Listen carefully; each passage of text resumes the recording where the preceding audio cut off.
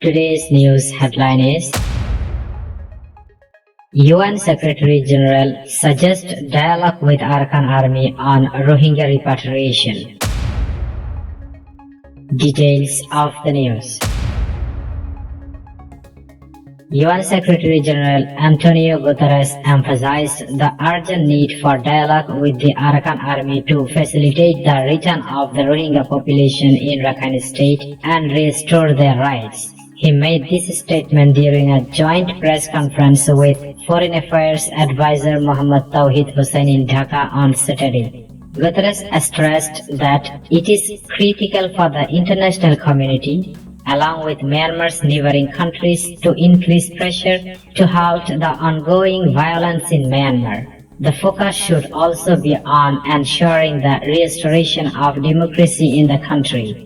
He noted that this issue is not only of concern to Bangladesh, but to the broader international community and Myanmar's neighbors, who must collaborate to find a solution.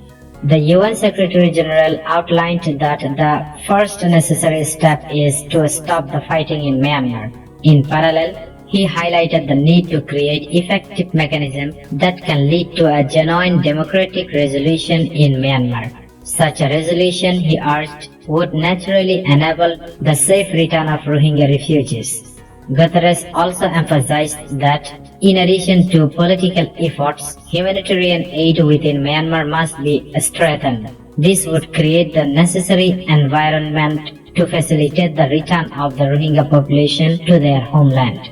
The restoration of the rights and dignity of the Rohingya people is a central element of Guterres' approach, which hinges on both halting violence and ensuring long-term political stability in Myanmar.